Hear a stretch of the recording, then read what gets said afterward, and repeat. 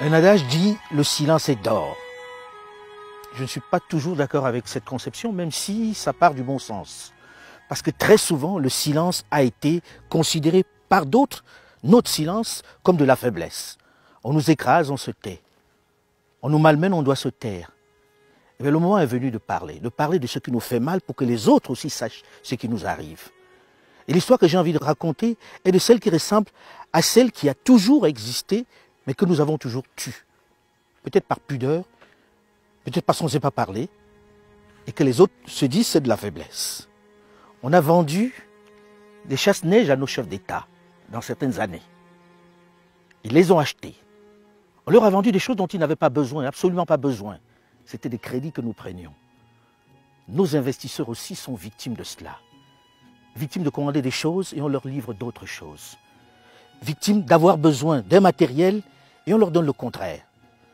J'ai envie de vous amener à la découverte d'une de ces histoires qui doit être racontée tous les jours. Et elle nous interpelle tous, parce qu'il s'agit de véhicules roulants, de camions qui nous rencontrent tous les jours dans la rue, des camions qui causent des accidents régulièrement dans nos villes, qui tuent des gens. Ceux qui les fabriquent n'ont pas cure, ils s'en foutent de ce qui peut arriver aux usagers de la route. Ils nous vendent des choses qui sont inconcevables. Voilà 20 camions commandés neufs, je dis bien neufs, qui auront roulé seulement 7 mois. Et encore, c'est une petite partie qui a roulé 7 mois. Le reste est à la casse depuis 6 ans. Personne n'en parle. Je vais vous la raconter cette histoire, pas pour faire mal à quelqu'un, pour qu'on sache que nous aussi on peut parler aujourd'hui. C'est fini le règne du silence. On doit savoir ce qui nous arrive parce qu'on nous prend pour des gens qui se plaignent en permanence, qui dénoncent toujours la responsabilité des autres. Oui, nous avons une responsabilité, mais il faut que celle des autres aussi soit connue. Et la population doit savoir que les camions qu'elle rencontre au quotidien, qui traversent nos villes au quotidien, peuvent être des dangers de mort. Aux autorités d'assumer leurs responsabilités en veillant à ce que nous recevons ne soit pas des épaves, ne soit pas des tombeaux roulants. Je le dis avec la plus grande fermeté parce qu'il y a eu mort d'homme et parce que régulièrement on voit dans des villes des accidents inexpliqués. La faute est généralement tout de suite renvoyée au chauffeur ou encore au propriétaire. Mais il y a des choses beaucoup plus graves. Est-ce que les fabricants n'ont pas leur part de responsabilité? Suivez-moi dans cette entreprise qui s'appelle Cotradis et qui est au Burkina Faso.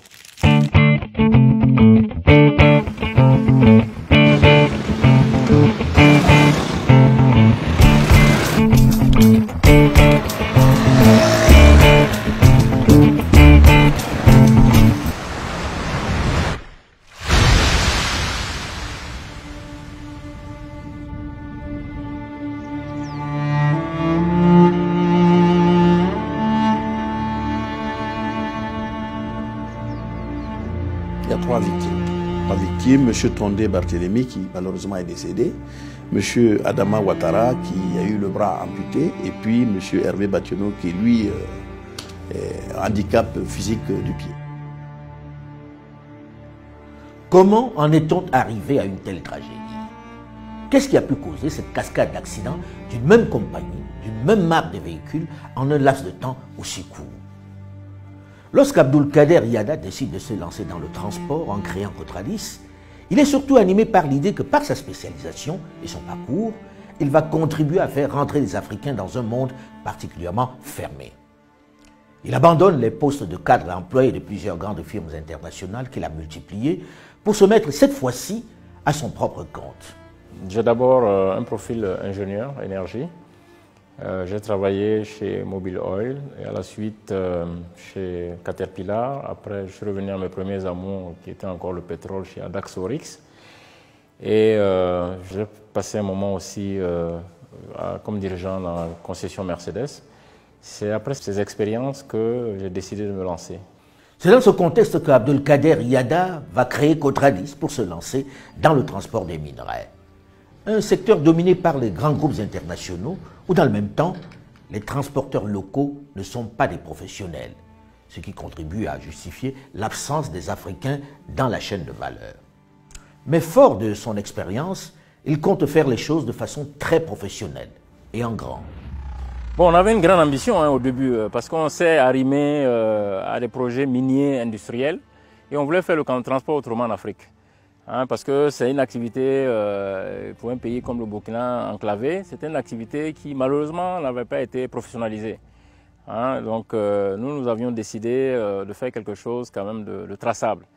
Et notre business model avait plu à nos partenaires qui nous encourageaient en nous donnant des contrats, nous accompagnant dans l'investissement. Donc on voulait en faire vraiment une des plus grandes sociétés en Afrique de l'Ouest et même aller au-delà. Et la première opportunité qu'on a eue, après la signature du contrat avec la mine de zinc, nous avons été accompagnés par la structure de financement de Volvo. Donc nous avons acquis à travers cette structure-là un financement d'environ 3 millions d'euros et qui nous a permis d'acquérir 40 camions neufs. Donc c'est pour dire que nous n'avons pas commencé avec 1, 2, 3 camions, mais tout de suite avec 40 camions. Avec 40 camions, les affaires marchent et Cotradis devient un partenaire, un acteur fiable dans le domaine du transport des minerais. Les 40 premiers camions ont été investis pour transporter du minerai de zinc de la mine de zinc de Perquois à Abidjan. Donc nous roulions à vide au retour. Et il y a eu une opportunité de création des cimenteries, donc avec une montée en charge avec le zinc et puis une descente avec le clinker pour les cimenteries. Donc cette activité a ralenti les rotations, d'où le besoin d'accroître le parc. Lorsque l'on travaille plutôt bien, on vous remarque et on vous fait confiance. Cotradis est courtisé par les nouveaux arrivants. À cette époque, toutes les cimenteries courtisent Cotradis. Elle va donc signer un contrat de 5 ans avec le cimentier CIMAF pour le transport de sa matière première, le clinker. Il le transporte d'Abidjan à l'usine de Ouagadougou. Pour répondre à leurs demandes croissantes, il décide d'agrandir son parc totalement composé de camions Volvo. Volvo nous donnait satisfaction. La seule difficulté qu'on a eue, c'était surtout la disponibilité. Donc la deuxième commande de 40 qu'on a voulu faire, il n'avait que 20 en disponibilité. Donc les 20 autres ne pouvaient être disponibles que dans 6 mois.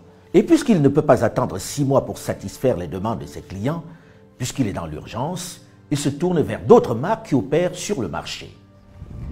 J'avais 40 camions Volvo au moment de la commande. Et au moment de cette commande, on a passé commande de 20 Iveco et de 20 Volvo. Donc on passait à 80 camions. Il est donc présenté à la société Feni Brosset, concessionnaire agréé de la célèbre marque de camions Iveco pour la Côte d'Ivoire et le Maroc. C'est son client, l'unité industrielle de fabrication du ciment, CIMAF, qui l'introduit chez Feni Brosset, sa filiale qui est installée à Abidjan, en Côte d'Ivoire. On a rencontré Iveco, qui nous a dit qu'ils avaient de la disponibilité tout de suite et que les camions étaient au Maroc. Donc c'est surtout pour une raison de disponibilité que nous sommes orientés vers la marque Iveco. Il faut dire que dans le monde des engins de transport, la marque Iveco bénéficie d'une réputation de fiabilité et de solidité. C'est pourquoi Cotradis, par son patron, va passer une importante commande donc à Feni Brosset, qui a de la disponibilité. Nous passons une commande de 1,70 milliard de francs CFA pour l'acquisition de 20 tracteurs. Ceci pour 20 camions 6x4 modèle tracteur AD 380 T38H, neuf, avec tous les accessoires et outillages de bord standard fournis par le constructeur Iveco. Conformément à leur accord, les véhicules sont livrés dans les délais à la société Cotradis en juin et mis en circulation en juillet 2015. Jusque-là, tout va bien. Il les met aussitôt en exploitation, en même temps que les 20 autres camions Volvo. Mais très rapidement, il constate quelques anomalies a priori anodines dans le fonctionnement de ces camions Iveco venus du Maroc.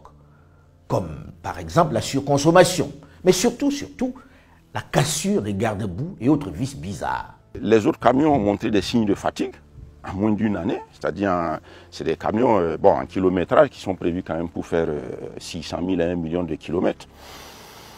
Sur le Burkina, en temps, on va dire peut-être quand même il faut qu'il fonctionne 10 ans. En 6 mois, on en perd 2, les autres présentent des signes de fatigue.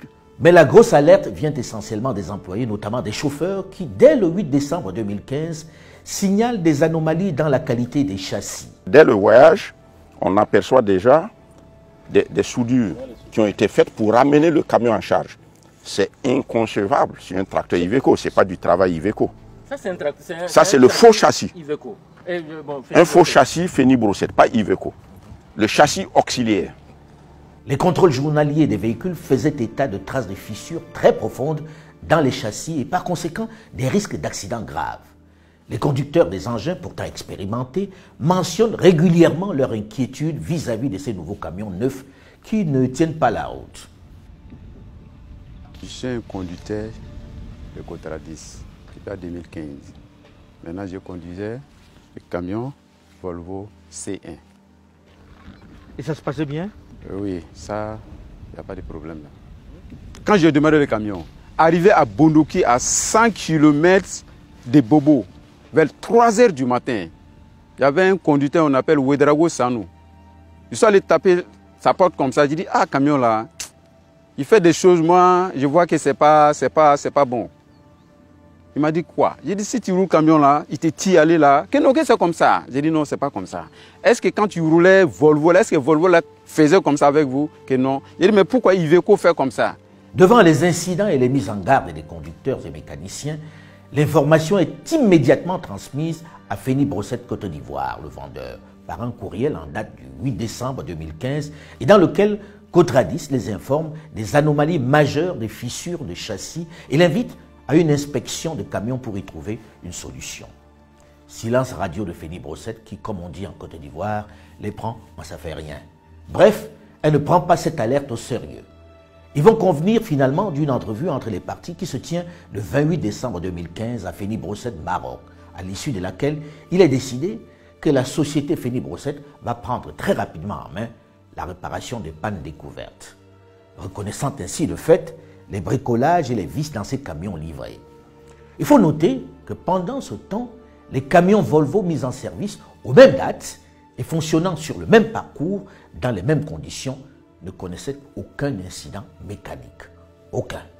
À Feni Brossette, on ne prend pas très au sérieux les complaintes, les réclamations de Cotradis. Je me refuse de penser qu'il s'agit de mépris, même si ça y ressemble étrangement. Mais les choses vont prendre une tournure dramatique dans les semaines qui vont suivre. Les camions Iveco de Cotradis vont connaître coup sur coup 5 accidents. Des accidents graves, très graves.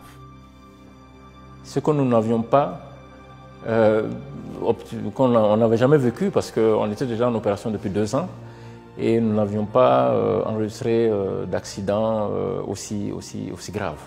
Armel Bationo, qui conduisait l'un des camions, va connaître un sort peu enviable. Un handicap lourd. Il vit désormais avec une prothèse de la hanche. Ouattara Adama, qui d'entrée de jeu, dès son premier voyage, avait émis des réserves sur la fiabilité des camions Iveco venus du Maroc, va connaître un sort particulièrement douloureux. Il est le témoin vivant, la victime de cette malfaçon des camions Iveco revisités au Maroc. À la rentrée de Niakara, à 10 km de Niakara, le camion est tombé à 45 km. Même pas 50 à l'heure, 45 à l'heure. La boule cassée. Cela veut dire que ça, si là ne tient pas, au lieu d'amortir comme les Volvo, c'est sec. Les camions n'étaient pas fabriqués pour tracter un ben. C'était fabriqué comme un ben de roue. Donc ils ont transformé ça. La benne a décroché, tombé sur mon côté. La benne est venue taper la cabine. Le camion est ici. Taper. Comme j'avais porté la ceinture de sécurité, je voulais sortir. Mais c'est moi-même qui, le pare-brise là, j'ai cassé ça. Mais comme j'avais porté, comme on appelle, la ceinture de sécurité m'a renvoyé, ramené dedans. Sans ce moment, j'ai fait comme ça. Vous voyez, tout ça là, c'était coupé. Ça, c'est pas droit comme les autres. Vous voyez les traces, c'est le vide pare-brise là qui a fait ça. Maintenant, la ceinture de sécurité m'a renvoyé dedans. Le camion est renversé sur mon côté. En faisant comme ça, le camion est renversé. Le bras est sorti dehors. Donc, la benne est venue écraser la main. De 14h15 jusqu'à 19h, je suis dans le sang couché. Sur le lieu, il n'y avait pas grille. C'est les gens qui ont fait un effort pour soulever. De 14h15 à 19h, j'étais couché toujours. en bas. La mer est toujours en bas écrasée, on ne peut pas couper. Voici la situation qu'elle a. Donc ça vous a carrément sectionné le bras. Il restait un petit nerf seulement. Moi, j'ai pris un morceau de rétrouseur, je voulais couper pour que je vais sortir. Je vais me lever, les gens ont refusé ça. Sinon, tout est écrasé, on ne pouvait même pas connaître ça encore, tout est broyé mal. L'enfer. De 14h à 19h, coincé sous le camion par le bras écrasé. Imaginez-le un instant. Adama Ouattara va être amputé, comme vous l'avez remarqué, du bras gauche. Pour lui, c'est le début de l'enfer, la fin de sa carrière de conducteur de poids lourd. Il va bénéficier plus tard d'une prothèse du bras, mais plus rien ne sera comme avant. Barthélemy Tondé, lui, n'est plus là pour raconter son drame à lui. Il est mort du fait des malfaçons de son camion. La victime Tondé Barthélemy, par exemple, il est arrivé à un virage lorsqu'il manœuvre tranquillement le camion et puis le camion se renverse. Parce que le système de remorque n'a pas fonctionné correctement. Tondé Barthélemy y a donc laissé la vie, abandonnant derrière lui une famille avec des enfants. C'est seulement à la suite de ce drame que Feni Brossette réagit enfin timidement en adressant un courriel rédigé par M. Youssef Rarabi, directeur BTP et véhicules industriels de Feni Brossette Maroc.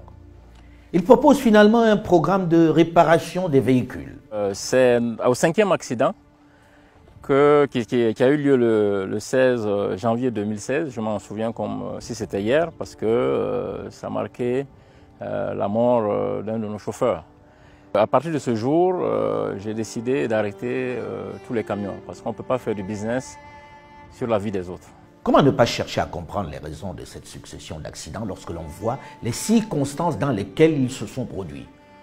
On ne peut pas mettre tout ça, comme trop souvent, sur le coup de la fatalité, de la volonté du bon Dieu, comme on a coutume de le dire. Et cela ne peut pas être le fait des conducteurs qui, jusque-là, avaient bonne réputation. Abdulkader va se tourner vers les experts automobiles indépendants pour comprendre. Il va tomber de haut, très haut, avec ce qu'il découvre.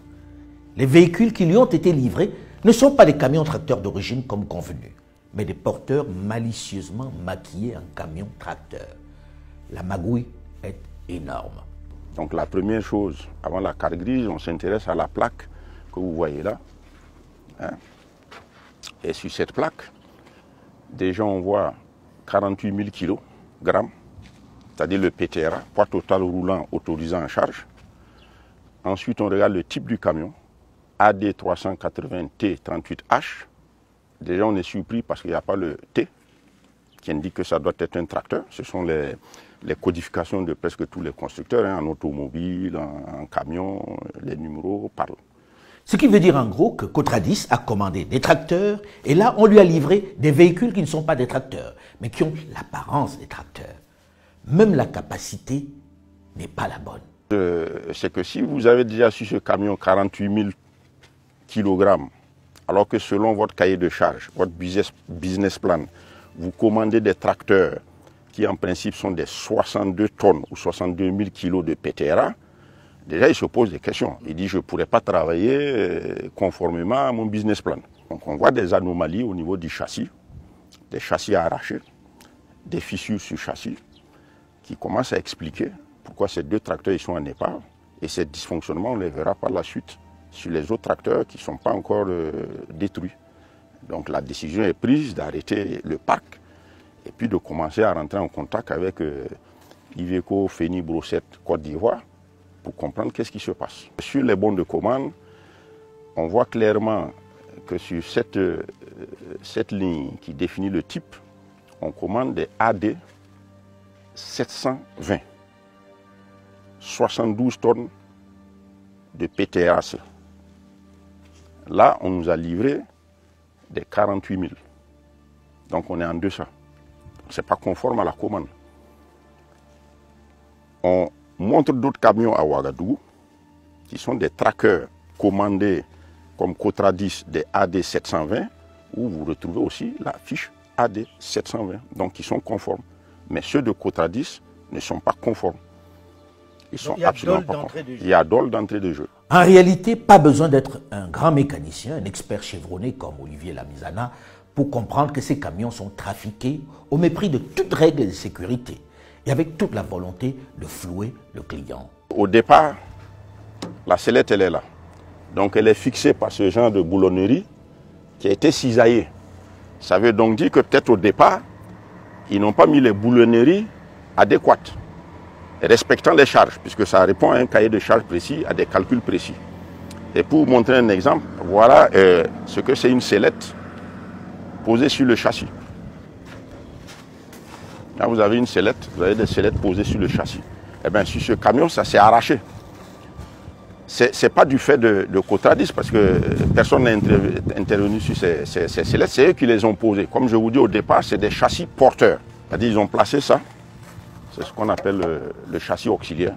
Pour le transformer en tracteur. Voilà. Sinon, à l'origine, ce n'était pas prévu. On place un châssis qu'on appelle châssis auxiliaire. Voilà. Pour placer au-dessus la sellette, sachant qu'elle va être solidaire du châssis d'origine. Ils vont travailler ensemble. Ils vont travailler ensemble. Mais ces boulons qui sont là, ne sont pas calculés suffisamment, ne sont pas suffisamment étudiés pour pouvoir supporter la charge sur leur modification. Sinon, d'origine Iveco, c'est bien calculé. Puisqu'ils ne sont pas censés tracter. Voilà. Ils sont pas censés. Mais les tracteurs Iveco, par exemple, d'origine, on vous mettra de la boulonnerie qui est adaptée, qui a fait l'étude d'un calcul. Donc, ça veut dire que chez Feni Brossette, ils ont posé les sellettes en mettant ce qu'ils ont eu sous la main comme boulonnerie. C'est ça l'erreur. C'est-à-dire que les boulons ont lâché. Ils ont lâché. Parce qu'ils n'étaient pas adaptés. Voilà. Et du coup, la sellette saute et avec en pleine charge, chargée. Donc le conducteur, il perd le contrôle de son véhicule. Alors là, ça dépend là où il est. Là c'est une chance. Vous connaissez les villages d'Afrique. Ils font Abidjan, Koudou. Imaginez que c'était en traversant un village et qu'il rentrait dans un marché. Le carnage. Voilà. La supercherie est tellement grossière que même moi, ignorant, je comprends le bricolage. Il y a un faux châssis qu'on a placé sur celui-là qui est le châssis d'origine. Et lui, puisqu'il n'est pas suffisamment adapté, il n'a pas été correctement fait, ben c'est lui qui va lâcher ici, puisque c'est un faux châssis, ce n'est pas le châssis d'origine, et ça va partir en vrille, parce que une fois que ceci a lâché, ben, la remorque s'en va, la semi-remorque elle s'en va derrière, et elle peut faire les dégâts qu'elle veut. La preuve même qu'on est dans quelque chose de bricolé, parce que c'est le faux châssis qui s'en va. Ce n'est pas le châssis qui a lâché, qui est là, qui est le châssis Iveco d'origine. C'est le châssis fabriqué au Maroc qui se retrouve en train de partir par Feni Brossette, qui a fabriqué quelque chose qui n'était pas adapté au marché qu'on lui a demandé. En réalité, rien que ceci montre que c'est du bricolage. Du bricolage simplement pour vendre. Parce qu'on sait que celui qui achète n'a pas les moyens de vérifier et qu'on joue sur le nom Iveco. Iveco étant une marque connue, qui a travaillé cette marque pendant des décennies, on se dit on a un Iveco, sauf qu'en réalité on n'a pas un Iveco. On a un camion bricolé après, qui ne répond pas aux normes et qui lâche à la première occasion et qui ne peut pas supporter le poids qu'on lui a donné. Donc en réalité, quand vous voyez passer le camion qui tracte une semi-remorque, vous vous dites c'est un tracteur. Il est devenu tracteur simplement parce que, comme le disait à l'instant l'expert, on lui a ajouté ceci, mais de façon artisanale, très artisanale. Et vous traversez un village avec du poids derrière, et ceci lorsqu'il saute. Quand il a sauté, la semi-remorque est partie. C'est tellement criminel de se dire que on sait que ceci va sauter, que ça ne va pas supporter le poids. On le sait d'avance quand on le fabrique. Mais on l'a mis, on se dit, on s'en fiche. Ils peuvent aller où ils veulent avec ça, ce ne sera pas chez nous. Ce n'est pas les nôtres que ça va tuer. Parce qu'en réalité, une fois que ceci a sauté, la semi-remorque fait ce qu'elle veut. Elle rencontre des hommes, elle rencontre des femmes, elle rencontre des enfants.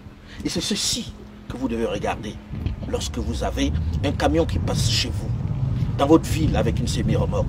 Est-ce un tracteur, un vrai, ou est-ce quelque chose que l'on a adapté? Est-ce qu'en réalité, vous n'êtes pas en train d'être la victime de commerçants qui se sont retrouvés en train de fabriquer des camions pour des pays hypothétiques où personne ne viendra se plaindre, puisqu'on dira encore des Africains qui ne savent pas se servir des engins. Mais en réalité, le dol est au départ. Le dol, c'est que quelqu'un a décidé un matin de fabriquer ceci en disant « je m'en fiche ce que ça va faire, même si je sais très bien que ça va lâcher ». Confronté à toutes ces réalités, à tous ces bricolages, à toute cette supercherie, la société Cotradis va se dépêcher de retourner auprès de Féni Brossette pour comprendre. Quand tout ça s'est produit, nous avons tenté une conciliation, un règlement à l'amiable, mais nous avons malheureusement eu en face un peu de mépris. Parce qu'il nous a simplement été dit, bon, nous pouvons vous faire juste un geste commercial en réparant un peu les camions, mais tout ce qui était perte d'exploitation, tout ce qui était dégâts collatéraux, y compris mort d'homme, y compris bras amputés, y compris camions épaves, ça, c'était pas discutable parce que tout simplement, nous avions réceptionné, selon les arguments du fournisseur, nous avions réceptionné ces camions sans réserve. Ben, ils ont tout simplement dit, on les a livrés, vous n'avez rien dit. On leur a rétorqué, Iveco Côte d'Ivoire, ne vend pas des camions d'occasion, ce n'est pas un vendeur de camions, j'allais dire, de rue, c'est une grande marque. Vous êtes concessionnaire. On leur a même dit, j'achète une Mercedes, je n'ouvre pas le capot, je ne vérifie pas la dimension des pneus. J'ai dit tout le monde le fait, même chez un professionnel. Donc c'est vous qui avez trompé sur la marchandise. Eh bien, le débat a commencé comme ça, parce que on vous demande, on a des documents, on vous a demandé des AD 720, vous livrez des AD 300, des 380. Lorsqu'il commande les camions, il reçoit les camions, il ne voit pas le vice qui, par principe, est caché. C'est un vice qui est caché. C'est à la suite des accidents que les expertises révèlent effectivement ce vice. Donc il ne pouvait pas imaginer, il ne pouvait pas s'imaginer que les camions commandés comportaient des vices. Effectivement, le vendeur Féni Brossette, d'entrée de jeu, a traficoté ses camions. Comment? Il achète chez Iveco des camions qui ne sont pas des tracteurs. Il procède à leur transformation en changeant la nature d'origine des camions porteurs en camions tracteurs, ni vu ni connu, en ne respectant pas les règles en la matière. C'est donc ces camions qui ne correspondent pas à la commande qu'il revend à sa filiale Féni Brossette Côte d'Ivoire, qui les livre à Cotradis, en prenant le soin de cacher cette information donc à son client final. Quand on va regarder les spécifications Iveco en matière de camions tracker, puisque tracker c'est le modèle adapté aux pistes, aux mauvaises routes, aux chantiers. On se rend compte qu'ils ont 5 châssis. Les 5 châssis, vous n'en avez que 2 qui servent à faire des tracteurs. Donc pour tirer une semi-remorque, pour tracter. Les 3 autres, on ne peut pas les transformer. Donc tous les 5 peuvent être porteurs, mais il n'y en a que 2 qui peuvent être tracteurs. Maintenant, après enquête, on se rend compte, quand on prend les dimensions des châssis, on regarde les numéros de série, de par les documents Iveco, c'est le 3e châssis qui ne peut être tracteur, qui a été monté tracteur. Et à ce moment-là, commencent les mauvais montages, je dirais même du bricolage, ce qui est grave pour un concessionnaire. Ces informations sur les transformations des camions au Maroc ont été volontairement cachées à la société Cotradis par la société Féni Brossette Côte d'Ivoire, la laissant croire que les véhicules, objets de la commande, étaient des camions d'origine tracteur Iveco et non des camions manipulés et trafiqués pour correspondre à sa commande. Par courrier en date du 19 février 2016, la société Féni Brossette, qui s'est aperçue que les petits nègres ont compris qu'ils avaient modifié en cachette les camions, qu'il a été pris la main dans le pot de confiture, affirme que, je cite, « le constructeur Iveco prévoit bien une procédure de transformation des camions pour les adapter à l'usage de ses clients. Nous avons soumis la dite transformation au carrossier habituel au Maroc en charge des transformations courantes des châssis Iveco. » Fin de citation. Iveco a fabriqué le camion porteur au départ, qui est sur un châssis nu avec la cabine, ça c'est Iveco. Mais les adaptations, ça c'est Féni Brossette. Ça c'est le vendeur, sans consulter le constructeur. Parce qu'en matière de transformation, vous devez toujours avoir l'aval du fabricant, du constructeur. Que ce soit en génie mécanique, en génie civil. Vous modifiez un plan qui a été arrêté, visé pour construire un immeuble, vous le modifiez, vous n'êtes plus couvert. Si vous le modifiez parce que vous avez des envies, on repart vers le bureau d'études. Malgré les nombreux éléments prouvant la supercherie et les tentatives de règlement amiable de cette situation, les sociétés Feni-Brosset Maroc, Feni-Brosset Côte d'Ivoire et le constructeur Iveco refusent de reconnaître leurs responsabilités dans l'énorme préjudice financier souffert par Cotradis. Il ne reste plus que la justice pour régler ce litige commercial, cette escroquerie. C'est vers elle que Cotradis, la société de droit burkinabé, se tourne pour demander la nullité du contrat pour vice de consentement et engager la responsabilité délictuelle des sociétés Feni-Brosset Côte d'Ivoire et Feni-Brosset Maroc pour demander réparation. La justice en Côte d'Ivoire a même mis un expert judiciaire sur le coup qui a confirmé toutes les malversations techniques, le dol entre autres, et qui a donné raison à Cotradis. Ce qui est spectaculaire, incompréhensible dans la démarche de la société Feni-Brosset, c'est le mépris caractérisé qu'ils ont pour les institutions judiciaires du pays hôte. Le même type de mépris qu'il manifeste vis-à-vis de son client et des victimes de son tripatouillage de camion. Elle ne daigne même pas répondre à la convocation de la justice burkinabé qui agit sur demande des parties civiles, c'est-à-dire des victimes. Nous avons diligenté une plainte avec constitution de partie civile devant le magistrat instructeur burkinabé qui convoque les dirigeants de Côte d'Ivoire, cette société-là. Ils ne sont jamais venus. Je ne sais pas par quel type d'immunité ils jouissent, mais c'est l'impunité. C'est troublant, non? Ils sont condamnés par toutes les juridictions. Malgré les appels qu'ils font, ils continuent d'être condamnés. Mais ils ne s'exécutent pas. Le tribunal de commerce d'Abidjan condamne les sociétés Feni-Brosset, Côte d'Ivoire et Maroc solidairement pour dol et accorde à la société Cotradis un dédommagement à hauteur de 1,5 milliard de francs CFA. Le constructeur Iveco est mis hors de cause. Feni-Brosset Côte d'Ivoire et Feni-Brosset Maroc font appel de la décision auprès de la juridiction ivoirienne compétente et se font représenter par leurs avocats. Elles sont de nouveau condamnées à payer 1,750 milliards de francs CFA à la société Cotradis et à récupérer les camions frauduleux. La décision est désormais exécutoire. Mais les sociétés Feni-Brosset décident d'interjeter appel de la décision.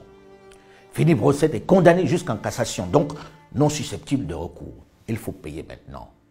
Donc ce sont les juridictions ivoiriennes qui ont pris des décisions. Il a gagné sur toute la ligne. Il a gagné toutes les procédures. C'est ça qui est effarant. Il a gagné toutes les procédures. Et je dirais à un coût même exorbitant. Et pour l'exécution, ça pose un problème quand même.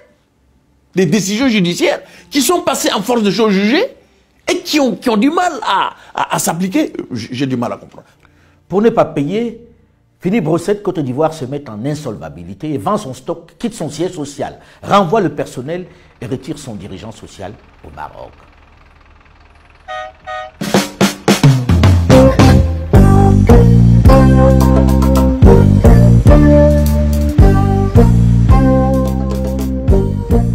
Au moment où nous avons eu la décision d'appel pour effectuer l'exécution, les huissiers, pour les notifier les décisions de justice, venaient par ici et on ne trouvait personne. Donc on était obligé de notifier ça auprès de l'avocat de Feni-Brosset. Pendant plusieurs années, cette entreprise a été logée là. Ça s'appelait Feni-Brosset. Elle contractait avec tout le monde, vendait des camions. Et c'est là que le jeune entrepreneur burkinabé va se retrouver pour acheter les 20 camions Iveco. La transaction se signe dans ce local. Et puis un beau jour, tout est fermé, tout est terminé, il n'y a plus personne. Un peu comme en Chine où lorsque vous arrivez, vous avez des bureaux très bien faits, vous signez avec des personnes, vous leur versez de l'argent et du jour au lendemain vous arrivez, c'est le vide sidéral. Où sont-ils partis? Pourquoi sont-ils partis? Qu'est-ce qui s'est passé? Et les victimes alors, à qui s'adressent-elles finalement? Qui va les indemniser? Il faut courir pour les retrouver. Pendant ce temps, la maison mère est au Maroc. Allez donc les trouver au Maroc et allez donc faire que justice vous soit rendue au Maroc. C'est là l'envers que traverse ce jeune entrepreneur.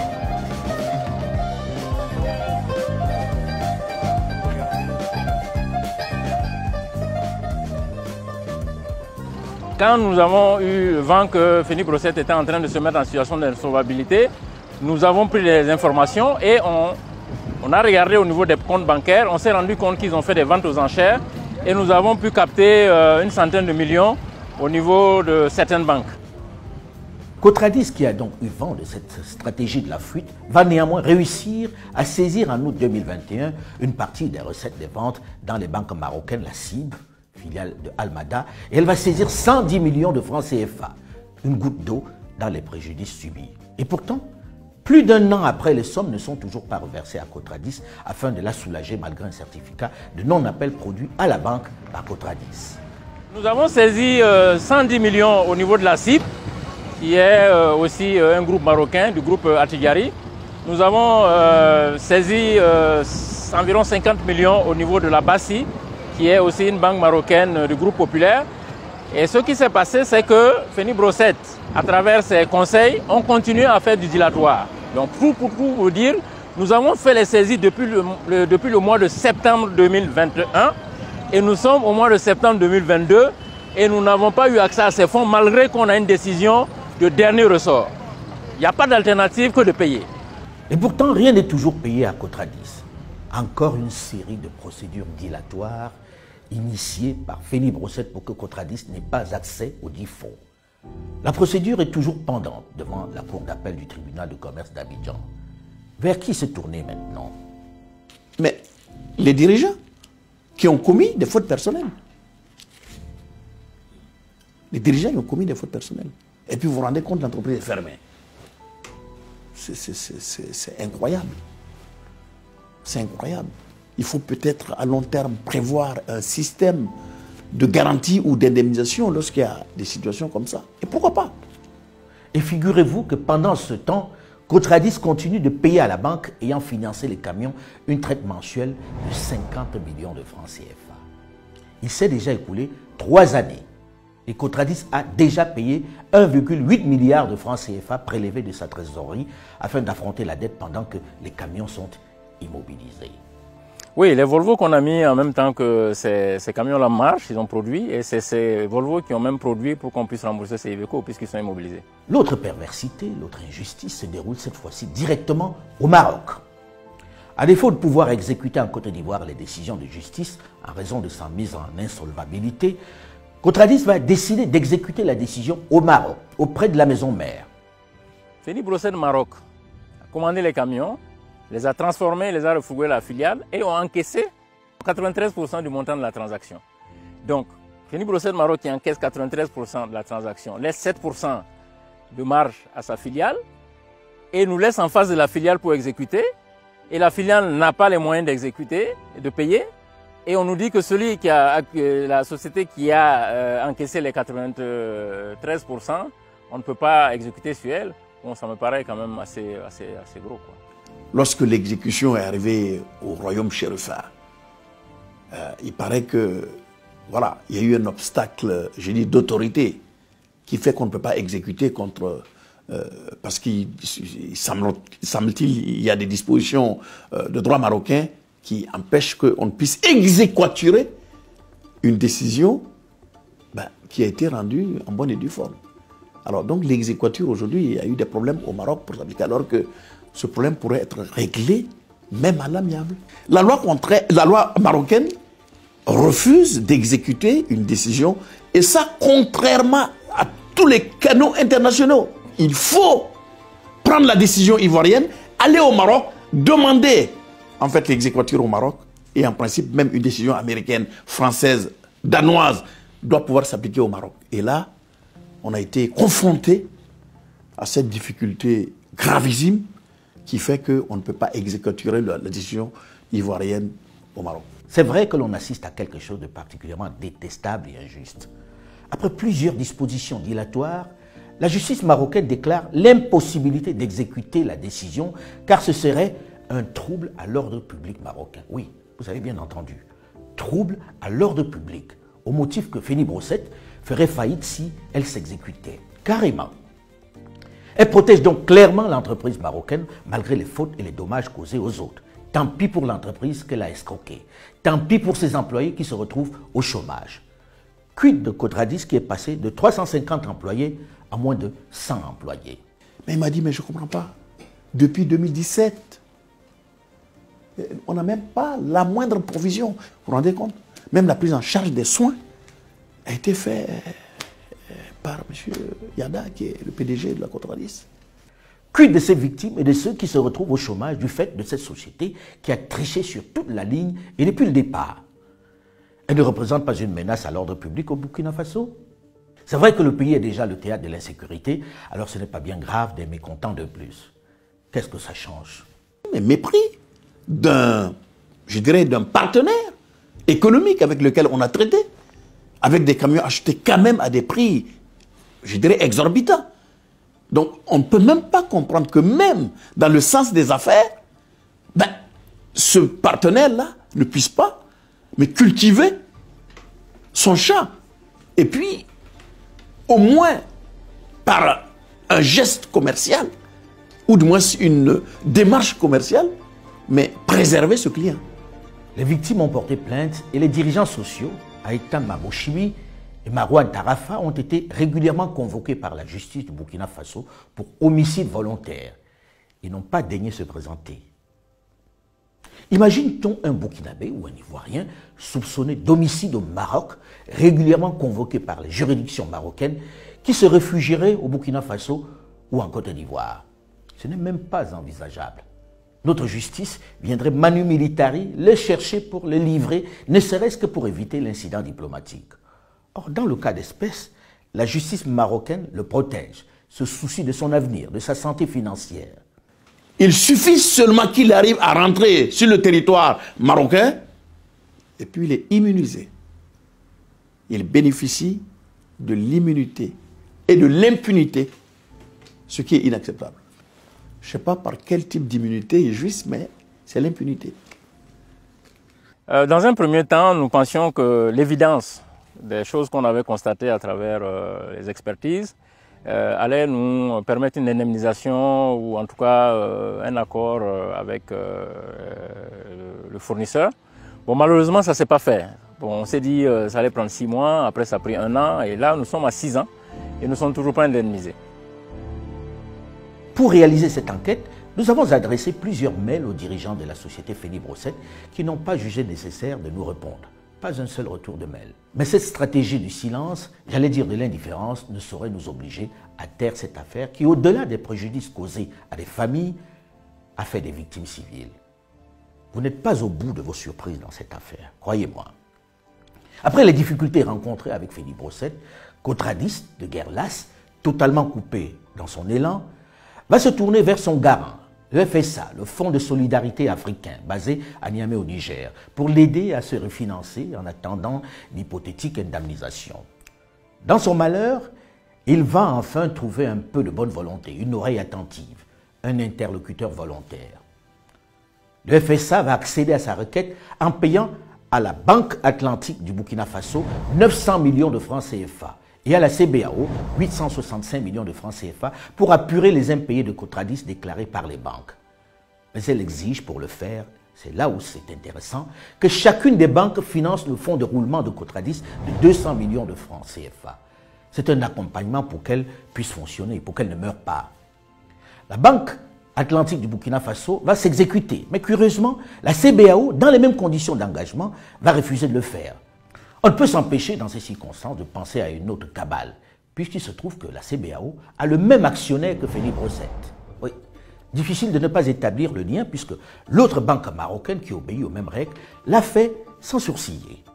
Évidemment, le FSA, le Fonds de solidarité africain, qui a donné cet argent pour accompagner Cotradis, va demander à la CBAO, dans ce cas, de rembourser les 200 millions qu'elle était censée mettre à disposition de Cotradis, puisqu'elle ne l'a pas fait. La cabale ne s'arrête pas là, figurez-vous.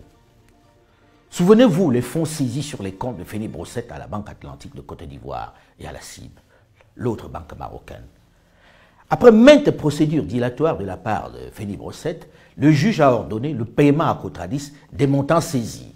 La Banque Atlantique de Côte d'Ivoire et la CIB ont reçu un commandement de payer en date du 16 novembre 2022, après que Fénibrosset ait épuisé tous les recours.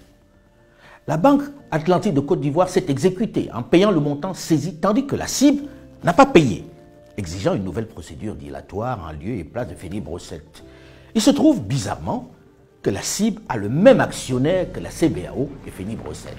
Feni Brossette ne fait que du dilatoire, parce que, sachant que plus ça prend du temps, plus la société Cotradis est en difficulté. Donc pour moi, ils espèrent ne plus trouver Cotradis en face dans quelques années pour pouvoir exécuter et donc s'en tirer à si bon compte.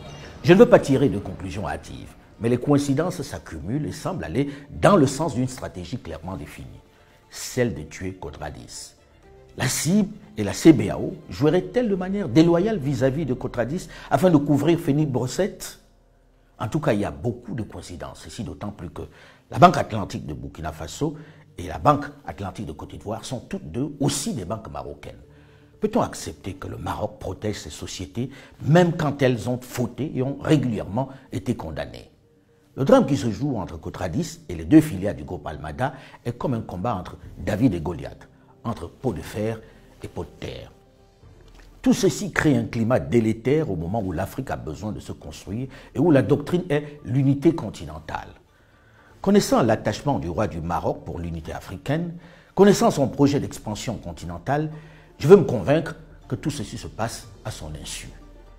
Cela crée un précédent fâcheux avec le risque que certains subsahariens voient de plus en plus le Maroc comme un nouveau colonisateur qui ne respecte pas ses partenaires du Sud. Certaines images inhumaines ont déjà marqué les esprits. Or, la pensée pour la jeunesse africaine est claire et sans concession. Liberté. Il ne s'agit pas de chasser un maître pour le remplacer par un autre. Les maîtres méprisants et exploiteurs, ils n'en veulent plus. Il s'agit de respect, tout simplement. Et si c'est un partenaire continental, il doit se comporter de façon juste en veillant à la règle cardinale de la réciprocité. Le Maroc occupe une place centrale dans l'intégration africaine. Désormais, dans l'économie africaine, elle tient des pans entiers, notamment dans le secteur bancaire et financier en général. Les Africains du Sud, du Sahara, le considèrent comme un partenaire, pas comme un colon qui vient remplacer l'ancien maître. Il est urgent, j'allais dire impératif, qu'il se conforme dans le plus strict respect aux règles du pays où il opère. Et les dirigeants africains, eux, doivent se souvenir que leurs pays ne se construiront pas sans les champions nationaux qui les accompagnent. Aucune nation au monde ne s'est faite sans le concours des champions nationaux. Les États-Unis d'Amérique se sont faits avec les Ford, Boeing, Chrysler, JP Morgan, Rockefeller et autres. C'est d'ailleurs ce qu'a bien compris l'ancien président Olusegun Obasanjo du Nigeria, qui en a fait presque une religion. Aujourd'hui, le Nigeria se construit avec ses champions, des champions à qui il a donné leur chance. Il leur a mis le pied à l'étrier. Et ils tiennent heureusement des pans entiers de l'économie nigériane et même de la sous-région ouest-africaine. Ainsi, on a par exemple Aliko Dangote dans le ciment, le sucre et divers. Mike Adenuga dans les télécoms avec Globacom. Femi Odutola dans le pétrole. Cletus Ibeto dans l'automobile et l'immobilier. Aladji Rabiou dans la banque. Tony Olumelu dans la banque avec UBA. Folorunsho Alakisha dans la mode et le pétrole. Michael Ikide dans l'aviation avec Arik Air. Aladji Younoussa dans l'aviation avec Azman Air. Jimo Ibrahim dans l'hôtellerie et l'assurance. Pascal Dozy dans la banque avec Diamond Bank. La liste est longue et ça donne vraiment envie. Ce sont des nationaux qui développent l'économie de leur pays. Ils seront toujours là. À défaut d'impulser l'éclosion des champions dans leur pays, les dirigeants francophones doivent au moins accompagner ceux qui, dans l'adversité, se battent et réalisent des choses. Ils doivent les protéger des prédateurs. Ils doivent savoir protéger les leurs, les accompagner parce que personne ne viendra construire l'Afrique à notre place. Et il n'est absolument pas acceptable que les rares champions qui se lancent et se font à la force de leurs poignets soient écrasés dans leur pays dans le silence le plus assourdissant. Cette affaire Cotradis contre Feni Brossette est loin d'être unique. Alors que les dirigeants des grandes nations voyagent avec leurs champions pour décrocher des contrats, les nôtres sont malmenés chez eux, sans espoir de secours. Et cette histoire ne saurait passer sous silence, non. Tout comme celle d'un autre champion camerounais de l'immobilier et de l'agriculture, Baba Dampulo, propriétaire de quelques édifices à Cape Town, Johannesburg et Elisabethville, qui se fait actuellement proprement dépossédés, dépouillés en Afrique du Sud de tous ses biens par quelques grands groupes financiers internationaux, sans pouvoir compter sur les autorités du pays arc-en-ciel. On en parlera dans une prochaine enquête. Mais restons focus sur cette affaire Cotradis qui est juste inacceptable et qui, si l'on y prend garde, risque d'égratigner la relation entre le Maroc et une jeunesse subsaharienne assoiffée de respect et de liberté. Je voudrais vous remercier pour votre fidélité à ma chaîne YouTube qui compte de plus en plus d'abonnés, mais également pour mes autres plateformes digitales où vous êtes de plus en plus nombreux malgré les faux comptes qui continuent de se multiplier. Cette fois-ci, plus de réelles raisons de vous laisser avoir, puisque comme vous l'avez certainement remarqué le long de cette chronique, nous vous proposons un QR code à scanner pour être sûr d'être sur notre plateforme, la vraie. Elle vous évite, du moins pour l'instant, de continuer de subir les assauts de cybercriminels qui usurpent mon identité à d'autres fins. Je vous prie donc de scanner ce QR code si vous ne l'avez pas encore fait. Il vous conduit directement à tous mes comptes LinkedIn, Facebook, TikTok, Instagram et Twitter. En le scannant, vous êtes cette fois-ci certain d'être sur les bons comptes. Celui qui vous propose le narratif africain, sans complaisance et sans condescendance. À très vite.